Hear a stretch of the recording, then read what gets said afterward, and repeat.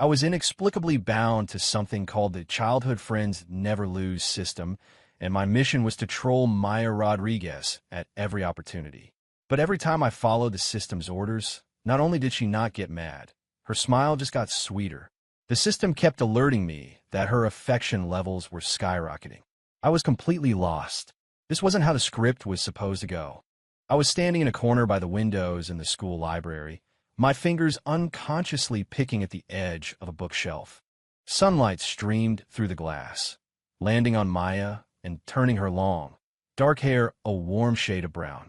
She was sitting at a long table with Ethan Hayes, her head bent low as they discussed something. Ethan was the new transfer student who'd shown up last month. Good grades, great looks.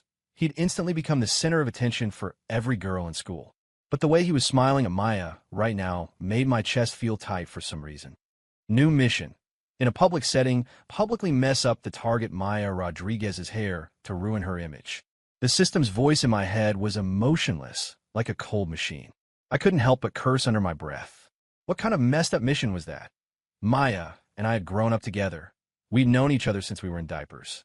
But ever since I got stuck with this stupid system, I've been forced to do all sorts of ridiculous things to her. The system claimed that if I completed all the missions, I could stop the hot new guy from stealing her away. But I was starting to think this system was just screwing with me. Taking a deep breath, I strode toward them. My sneakers squeaked softly on the polished library floor. A few students looked up, their eyes filled with curiosity. Ethan noticed me first and offered a polite smile. Maya turned her head, and her eyes lit up.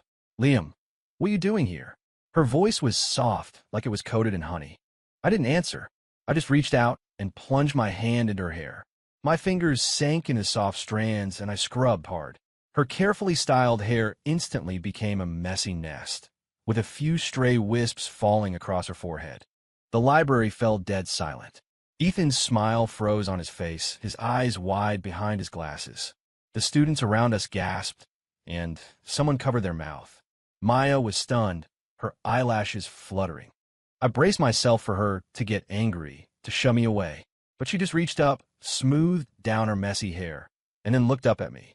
From an angle no one else could see, the corner of her mouth curved into a mischievous grin. "Feeling an itch, Liam?" she whispered, her voice laced with amusement. She wasn't annoyed at all. She looked like she was indulging a naughty kid. At the same time, the system in my head went haywire. Warning, host trolling behavior has triggered an accelerated heartbeat in the target. Affection value +10. Please maintain a proper attitude and continue your efforts. I almost let a swear word fly. This stupid system had to be broken. I was actively trying to ruin her image. How was that increasing her affection for me? Ethan snapped out of it, frowning. "Hey, Carter, that's not cool." But Maya beat him to it, waving a hand. "It's fine. We mess around like this all the time." She winked at me, then started packing up her books. "Come on, Liam. I'm starving." She casually grabbed my wrist and nodded goodbye to Ethan. I let her drag me out of the library, the system still chattering in my head. Current accumulated affection value, 30. Please maintain the current trolling frequency. Maintain my ass. I stared at the back of Maya's head, my mind a tangled mess. What was with this girl? Once we were outside the library, Maya finally let go of my wrist. She stood under the shade of a tree, slowly and deliberately pulling her hair back into a neat ponytail. "So, what was today's mission?" she asked suddenly, making my heart skip a beat. "What mission?" I said, trying to act casual. She turned to face me, her eyes curving into crescents. "Every time you do something weird to me out of the blue, it's a system mission, right?" A chill went down my spine. For a second, I thought she actually knew about the system. But then she burst out laughing. "Just kidding. You look so tense." She reached out and poked my arm. "You've been acting really weird lately, though. Always trying to pick a fight with me." I let out a breath I didn't realize I was holding, but I was even more confused now. The system had explicitly stated that the mission details were top secret. There was no way she could know. But her reaction was just too bizarre. Logically, any girl would be furious if someone messed up her hair in front of everyone. But she acted like it was just another Tuesday, even seeming to enjoy it. "Hello, Earth to Liam." Maya waved a hand in front of my face. I grabbed her wrist. "You're not mad." She tilted her head. "About what? It's not like this is the first time you've acted like a 5-year-old. She leaned in closer, lowering her voice. Besides, the look on Ethan's face was priceless. Like he'd just seen an alien. The faint scent of jasmine from her hair drifted over, making my heart stumble over itself. The system's prompt was right on cue. Target in close proximity. Affection value +5. I yanked my hand back and took half a step away from her. This damn system was definitely infected with a virus. Maya raised an eyebrow. What? I can't even touch you now. She deliberately stepped closer, and I instinctively dodged. I'm not dodging. It's just hot out, I muttered, pulling at the collar of my shirt and pretending to look at something in the distance. She chuckled softly and didn't tease me anymore. Come on, let's go to the cafeteria. I'll buy you some sliders. She turned and walked ahead, her skirt swaying slightly. I stared after her, alarm bells screaming in my head. This whole situation was spiraling completely out of my control. I thought this was just a simple mission to keep her from being stolen away, but now, her every reaction was completely unexpected. The system was already listing new tasks in my brain. Remaining tasks for today: steal the sliders from the target's lunch, add hot sauce to her water bottle, hide her favorite pen. What kind of diabolical tasks were these? I couldn't help but ask the system, are these missions really going to improve her opinion of me? The system replied coldly. This system utilizes the latest algorithms, tested and proven to increase the victory rate for childhood friends. But her affection value was rising, and I hadn't seen any sign of a victory. If anything, I felt like a monkey being played for a fool. I caught up to Maya, who was humming a song while scrolling through her phone. For a split second, I saw something that looked like a game interface on her screen, but she quickly locked it and waved the phone at me. What are you looking at? Got a crush on me or something? I scoffed. Get over yourself. But deep down, I felt a strange sense of unease. I had a feeling I was missing a very important detail. The cafeteria was buzzing with noise as we sat down our usual spot.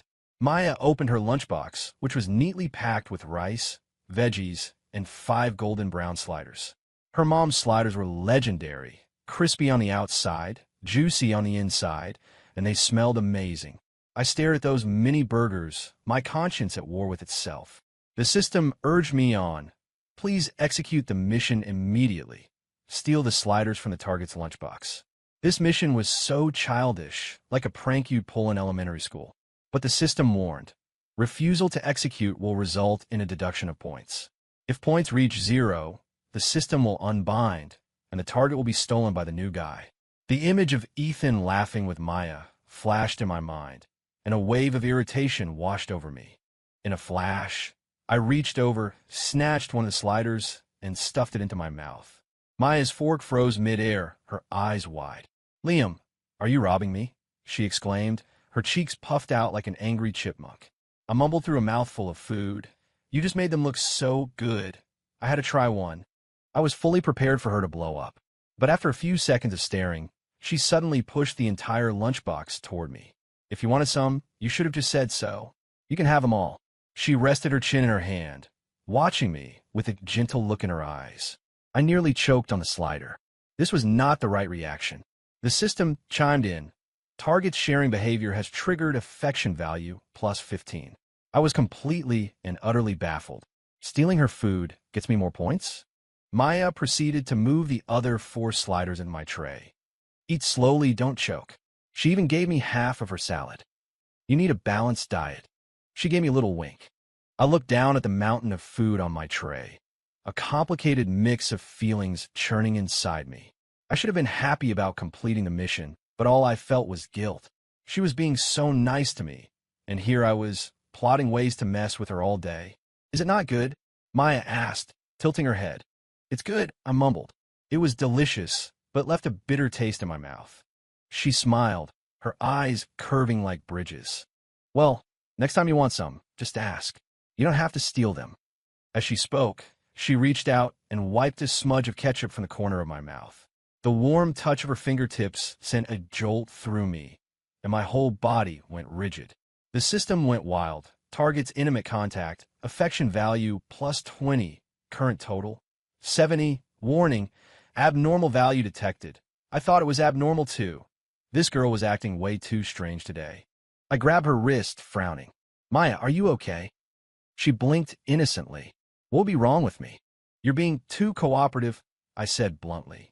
She pulled her hand back with a light laugh. Because it's you. Those 3 words felt like a feather brushing against my heart.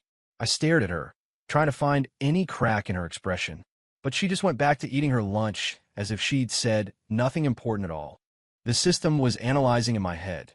Target's behavior does not align with standard reactions. Host is advised to remain vigilant. You don't have to tell me twice. I picked up my food for the rest of lunch, my mind elsewhere. After we finished, Maya said she was going to the vending machines and told me to head back to class. Watching her skip away, I fell into deep thought. I had to figure out what game she was playing. 4. During the break between afternoon classes, I was trying to figure out the system's angle when Ethan Hayes walked up to my desk. He handed me a pink envelope. "Could you please give this to Maya?" he asked. He looked serious, but the tips of his ears were slightly red. I held the envelope, and alarm bells screamed in my head. A love letter. The system immediately issued a new mission. Intercept the new guy's love letter and alter its contents. Altering a love letter. These tasks were getting more and more shameless. But when I imagined the look on Maya's face after reading it, I found myself nodding. I'll make sure she gets it. Ethan thanked me and left. I took the letter to a bathroom stall and ripped it open. The contents were so cheesy they gave me goosebumps. Stuff like, "Your smile is like the sun that brightens my world," and "I hope we can watch the stars together someday." The system offered a suggestion for the alteration. Recommendation. Replace with a collection of bad jokes. Where did this system get its weird sense of humor? Still, I did as it said. I erased all the sappy lines and replaced them with a bunch of dad jokes I found online. Things like, why was the math book sad? Because it had too many problems. And why don't scientists trust atoms? Because they make up everything. I started laughing myself as I wrote them. This wasn't a love letter anymore. It was a comedy routine. After sealing it back up, I found Maya and handed it to her. "This is from Ethan." She took the envelope, raising an eyebrow. "Did you read it?" I guiltily looked away. "Who don't read it? Class is about to start." She smiled and opened it up, her eyes scanning the page. I watched her nervously, waiting for her reaction. I expected her to be angry or confused. Instead, her shoulders started to shake, and then she burst out laughing. "What is this?" She was laughing so hard that tears started to form in her eyes. I scratched my head. "Is it not funny?" "It's hilarious," she said, wiping her eyes. I had no idea Ethan was this funny. She waved the letter at me. "Do you want to see?" I quickly shook my head. Her smile faded slightly, replaced by a thoughtful look. "But this doesn't really sound like something he would write." Her eyes narrowed as she looked at me. "Liam, don't tell me you changed it." "No way." My voice was a little too loud. She leaned in, studying my face, then reached out and pinched my cheek. "Your ears are red." I slapped her hand away. "It's hot in here." She didn't press the issue, just folded the letter and put it in her pocket. "Well, whoever wrote it, it's pretty clever." She turned and headed back to class, a spring in her step. I stood there, stunned, as the system chimed in my head. Mission complete. Target is in a pleasant mood. Affection value plus 25, current total 95. You got to be kidding me. What shocked me even more was what I saw after school. Maya and Ethan were talking in the hallway. She handed the letter back to him and said something. Ethan's expression shifted from hopeful to utterly bewildered. I crept closer and heard Maya say, "Thanks, you're a really nice guy, but I think Liam is more interesting." I almost tripped over my own feet. What did she just say? Ethan managed a weak smile and walked away. Maya turned and saw me, completely unsurprised. "Eavesdropping isn't a good habit, you know." She walked over and poked my chest. "But since you helped me swat a fly, I'll forgive you." I grabbed her finger. "Who said I helped you swat a fly?" She pulled her hand back with a smirk. "Stop pretending." That was the whole point of changing the letter, wasn't it? I was speechless. How did she know everything? The system's alarm blared in my head. Warning. Target may be aware of mission content. Host is advised to proceed with caution. A little late for that now. There was definitely something up with this girl. 5. For the next few days, I continued to carry out the system's bizarre missions while keeping a close eye on Maya. I made faces at her from the audience while she was giving a speech. She saw me and burst out laughing mid-sentence, but still managed to finish strong. Afterward, she ran up to me and asked, "Why was your face so twisted up while I was speaking? Did you have a stomachache?"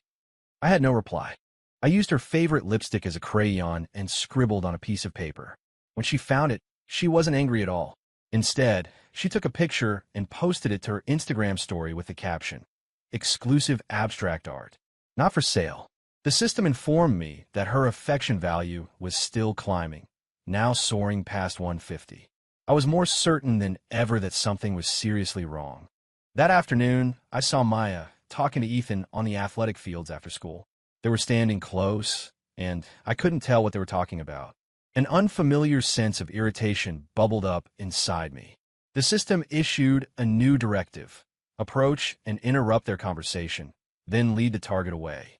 I hesitated, but then I saw Ethan reach out as if to touch Maya's hair. My body moved before my brain could think. I strode over and grabbed Maya's wrist. "We're leaving." She looked at me in surprise. "What's wrong?" I ignored her and just started pulling her away. I couldn't hear what Ethan was yelling behind us. Maya half-jogged to keep up, her wrist warm in my hand. It wasn't until we were behind the main school building that I finally let her go. She rubbed her wrist, an eyebrow raised. "Getting a little jealous, are we, Liam?" I choked. "Who's jealous? It was on my way." She laughed softly and took a step closer. "On your way? Is that why you were holding on so tight?" I backed up until my back hit the brick wall. She placed her hands on the wall on either side of me, trapping me. She looked up, her face close to mine. "Liam, you've been acting so weird lately." My heart was pounding against my ribs. "How am I weird?" "You're always doing things to get my attention," she said, her eyes shining brightly. "Like a little kid who pulls the pigtails of the girl he likes." My throat felt dry. "You're imagining things." But she wouldn't let it go. "Or maybe you're on some kind of secret mission." She whispered the last few words, her voice like a feather tickling my ear. My entire body went rigid. She knew. How could she possibly know? The system's alarm was screaming in my head. "Warning, the target may be aware of the system's existence. Terminate conversation immediately." I wanted to, but I couldn't move. Maya stared at me for a long moment, then suddenly pulled back. "Just messing with you. You look terrified." She turned and walked back toward the classrooms, her steps light and carefree. I slid down the wall and sat on the ground, my back drenched in a cold sweat. That was too close. I had almost spilled everything. The system offered a calm analysis. Target's behavior is abnormal, suggesting a potential counter-routine tendency. Counter-routine? What did that mean? The system explained. Analysis indicates the target is generating positive feedback in response to the host's trolling behavior. It is possible she is bound to a similar, opposing system, such as a counter-routine strategy system. I felt like I'd been struck by lightning. Maya had a system too. So that's why she was never angry, why she always played along. What kind of crazy plot twist was this? The system continued. This system and a counter-routine system are in direct competition. If the target causes the host to fall for her first, this system's mission will be considered a failure. So I was the one being played this whole time. Thinking back on all the affection value notifications, it suddenly hit me. Those numbers weren't measuring Maya's affection. They were measuring mine. Why didn't this stupid system tell me that from the start? That weekend, our class organized a trip to a state park. On the bus, Maya sat down next to me without even asking. She offered me an earbud. "Want to listen?" I hesitated for a second before taking it. A cheerful pop song, one of her favorites, filled my ear. She leaned against the window, the sunlight casting soft shadows from her eyelashes onto her cheeks. When she was quiet like this, she looked incredibly sweet. But I knew it was all an act. This girl was a schemer, through and through. "Liam," she said suddenly. "Yeah, if you found out one day that I was lying to you about something, would you be mad?" I turned to look at her. Her expression was serious. She wasn't joking. "Depends on the lie," I said. She smiled faintly but didn't say anything else. As the bus swayed, she gradually leaned over and fell asleep on my shoulder. Her hair tickled my neck. I didn't push her away. I just let her rest there. The system was completely silent. No new missions, no notifications. It was probably busy running calculations. We arrived at the park and broke off into groups. Maya naturally stuck with me. Ethan tried to join our group, but she politely turned him down. "I just want to hang out with Liam today," she said, giving me a quick wink. My heart did a little flip, and I cursed myself for being so weak. As we walked along a tree-lined path, She kept bending down to pick wildflowers. Soon, she had a small bouquet of daisies in her hand and was humming an off-key tune. "So, Liam, what kind of person do you like?" she asked out of nowhere. I looked at her warily. "Why are you asking?" "Just curious," she said, tucking a daisy behind her ear. "Tell me." I gave a random answer. "Someone quiet. Low maintenance." She raised an eyebrow. So, the complete opposite of me. She had a point.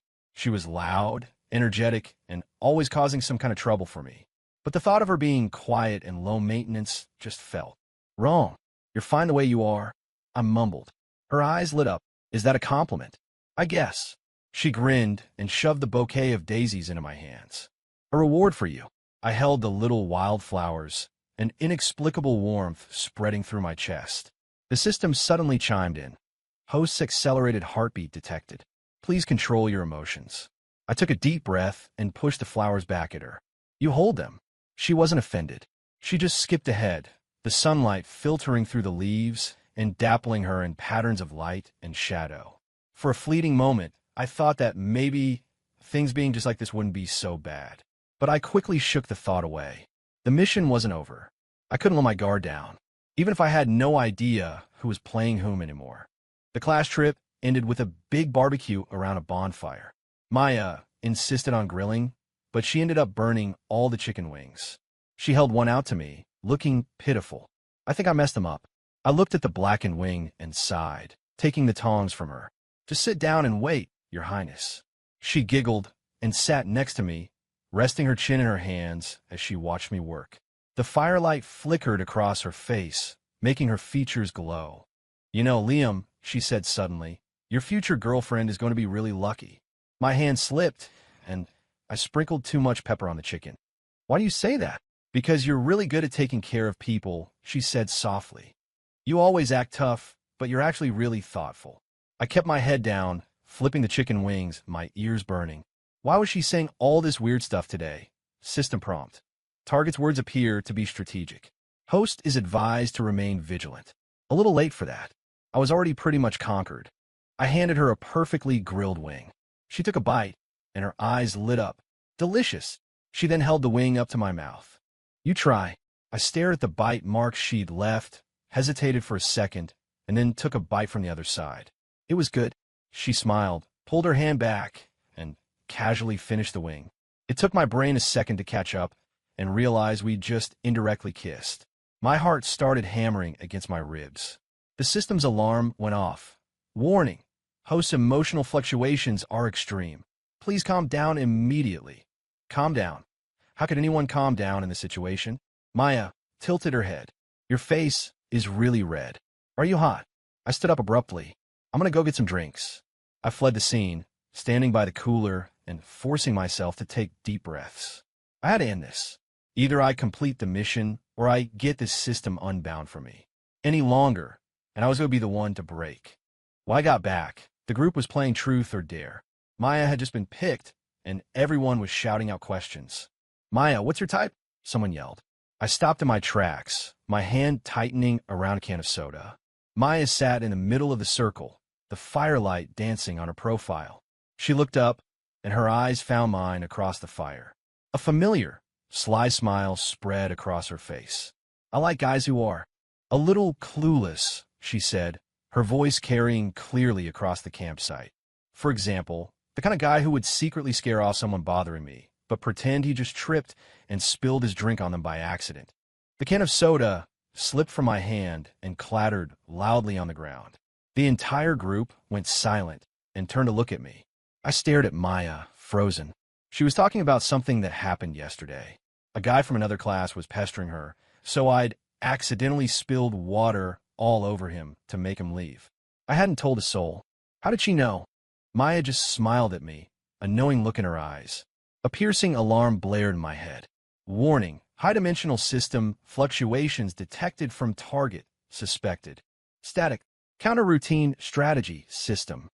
Host identity compromise, risk it 100%. System will now." The voice cut out, followed by dead silence. I lunged forward, grabbed Maya's wrist, and pulled her away from the fire and into the nearby woods. She looked up at me, her eyes as bright as stars.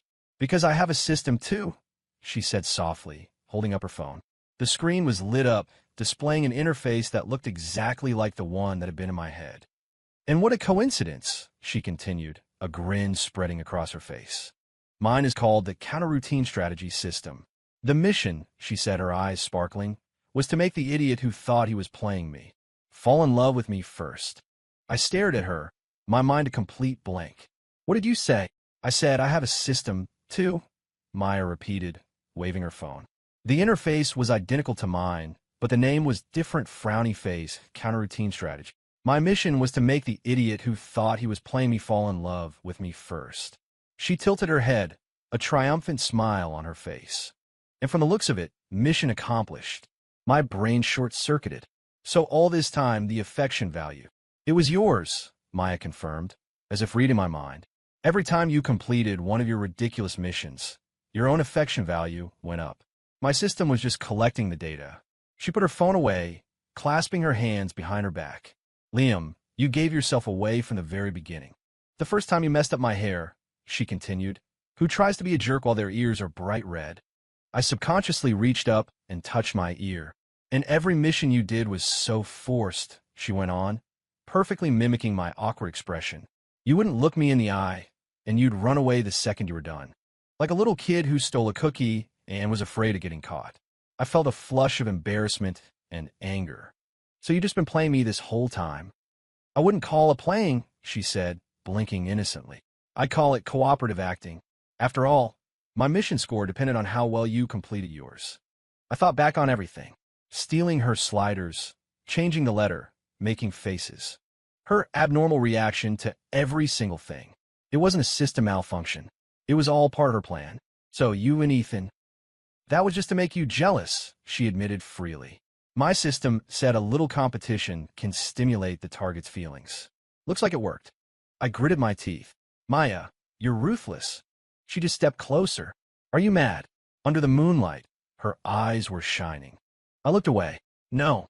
Yes, you are, she said, poking my chest. So what are you going to do now? Your mission failed. Your system is gone. So, I mumbled. So, there are no more missions, she pressed. Does that mean you're not going to come near me anymore? She asked the question so softly, it was barely a whisper. I opened my mouth, but no sound came out. She waited a moment, then turned away, a hint of disappointment in her voice. Fine. On pure instinct, I grabbed her wrist. I will. She stopped. Even without the missions, I said, taking a deep breath. Without the missions, it's even better. She turned back to me slowly. What does that mean? It means I've wanted to do this for a long time. I leaned down and kissed her. She was softer than I imagined, and she tasted faintly of jasmine. She froze for a second before kissing me back, her fingers gently gripping the hem of my shirt. The moonlight stretched our shadows long on the ground until they merged into one. It felt right. When we pulled apart, we were both a little breathless. Her cheeks were flushed, but her eyes were impossibly bright. Was that part of your mission too? She whispered. No, I said, resting my forehead against hers. That was just Liam wanting to kiss Maya. It had nothing to do with any system. She smiled and rested her head on my shoulder. If I'd known it was this easy, I never would have bothered with a system. I wrapped my arms around her. Me neither. In the distance, we heard our classmates shouting for us. Time to head back. We answered in unison, and, without thinking, our hands found each other. As we walked back toward the bonfire, she suddenly asked, Is your system really gone? I focused inward. My mind was completely quiet. Yeah, totally gone. Mine too. She held up her phone, where the system interface was slowly fading away, dissolving into faint sparkles of light. I guess when a mission's over, they automatically unbind. So we're free. I asked. I guess so, she said, squeezing my hand. But there's one thing I need to confirm. What? She stopped and turned to face me. Now that there's no system, do you still like me? I looked at her earnest expression and couldn't resist teasing her. What if I said no? Her eyes narrowed. Then I just have to buy a new system and find a new target. I immediately tightened my grip on her, pulling her closer. Don't even think about it. She burst out laughing. Jealous boy. On the bus ride home, we sat together again. This time, she leaned her head on my shoulder and fell asleep, her fingers intertwined with mine. I saw a few of her classmates smile knowingly, and I just smiled back. It was already dark when we got back to town. I walked her home. She lingered at the entrance to her apartment building, not wanting to go inside. "See you tomorrow?" I asked, ruffling her hair. This time I meant it. She nodded. "See you tomorrow." But she didn't move. Something else. She suddenly stood on her toes, gave me a quick kiss on the cheek, and darted inside. "Good night," she called from the stairwell. I touched the spot on my cheek where she'd kissed me and couldn't stop smiling all the way home. Lying in bed that night, replaying the day's events, it all felt like a dream. My phone buzzed. A text from Maya. "You home safe? Just got here." I typed back, "Thinking of you." I stared at those 3 words, my heart feeling full to bursting. "Me too. What do you want for breakfast tomorrow?" "Sliders." I replied, just to mess with her. "Hey," she sent back, along with an angry face emoji. "My mom's making sandwiches tomorrow. Want me to bring you one?" "Okay. It's a date then." "Yep." The conversation paused. I thought she might have fallen asleep, but just as I was about to put my phone down, the screen lit up again. "Liam." "Yeah? Today was a really good day." "Me too. Better than completing all the missions." I smiled at her message, my heart melting. From now on, every day will be this good. "You said it." Crossed my heart. "Good." After he said goodnight, I stared at the ceiling, thinking maybe the system hadn't been all bad. At the very least, it gave me the push I needed. The next morning, I was waiting for her downstairs. She came bouncing out, wearing a new dress and holding a lunchbox. "Your sandwich," she announced. "Thanks." I took it from her and naturally took her hand. Her ears turned a little pink. "So forward today," she teased. "Didn't we make a deal?" I said, swinging our joined hands. "This is how it is now. No missions required." She smiled, and the morning sun lit up her face, making her look almost unreal. As we approached the school gate, we saw Ethan. He froze for a second when he saw us holding hands. Then a look of understanding crossed his face, followed by a genuine smile. "Congratulations," he said to me. I nodded. "Thanks." Maya waved to him. "Morning, Ethan." "Morning," he replied, his gaze flickering between us before he turned and walked away. "I think he's finally given up," Maya whispered. "He should have given up a long time ago," I said, squeezing her hand tighter. The moment we walked into class, we caused a small commotion. A few friends whistled and cheered. Finally, someone shouted. Maya didn't miss a beat. "Yep," she confirmed, leading to another round of applause. All day, we were inseparable. After school, I took her for a walk by the creek in the local park. The setting sun turned the water to gold. "You know, I like you for a long time," she said suddenly as we sat on a bench. Way before the system showed up. I turned to her. "Since when?" "I'm not telling," she said with a sly grin.